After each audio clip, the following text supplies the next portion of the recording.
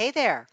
Welcome to Be Unmessable with the podcast. I'm Josselyne Herman-Saccio, your host, and today's turbo tip is about toleration. Now, that might sound like a good thing, but I'm going to ask you to look in your life. Where are you tolerating anything?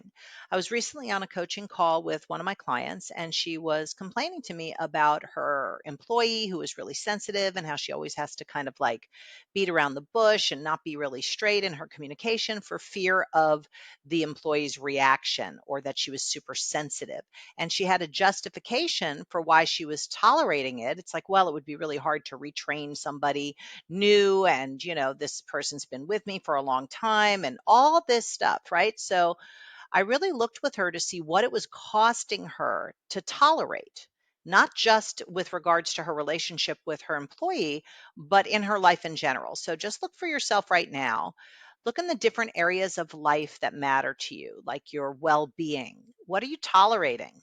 What are you tolerating with regard to how much you exercise or don't exercise, what foods you're eating or not eating, things you know you should be doing, but you're not doing? What are you tolerating either with yourself or other people or your schedule or whatever it is in that area?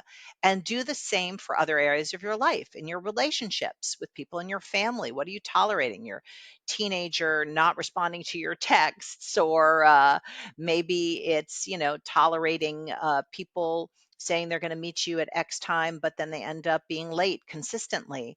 What are you tolerating in yourself?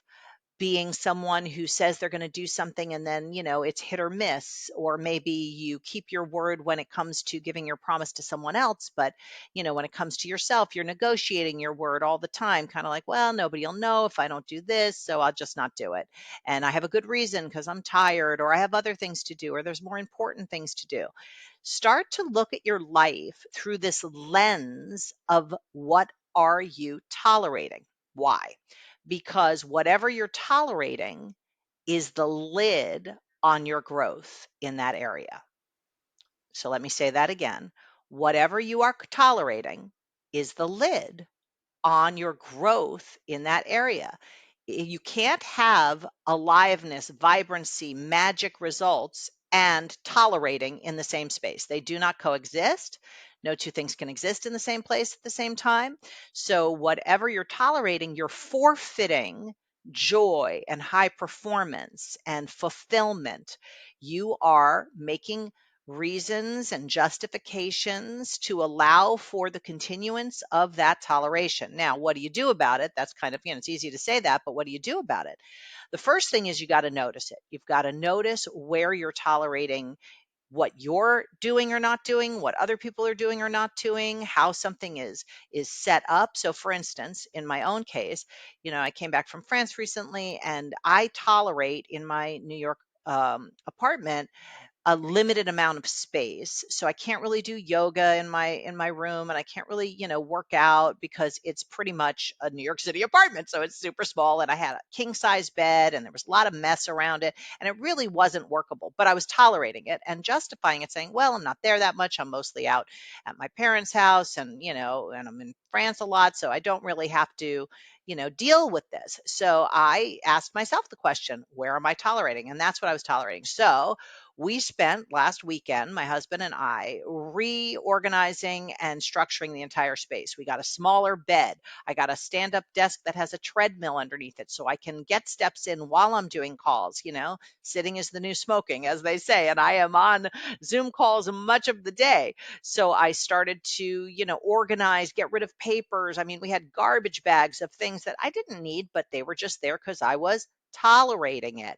I, got new side tables for my bed area so it wasn't taking up so much room. I've got my yoga mat in my room now so that I can actually have enough space to do morning yoga, to stretch. I have weights next to my desk so I can be doing some upper body work in between calls. So I have now organized my room as a space that is workable without toleration in the space. Toleration was costing me high performance, joy, fulfillment, and energy. It sucked a lot of my space having this unworkable environment. So that's an example from my life, a most recent example.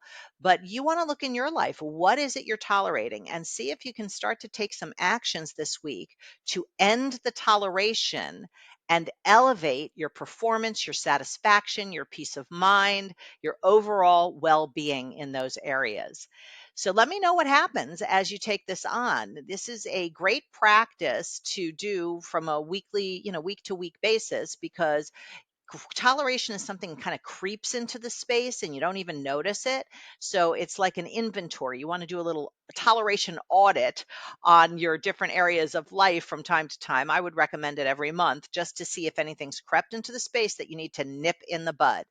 And to support you with all of this work that I'm doing with people to develop their muscles to be unmessable with, I am going to include in the show notes a physical space completion list that you can use as a guide for the work that you're going to do, looking at what you're tolerating in your physical space, like clutter or mess or, expired medicines in your medicine cabinet, all that kind of stuff. So it can help you clear the decks, so to speak, in your life. So once you have some space, you can actually create.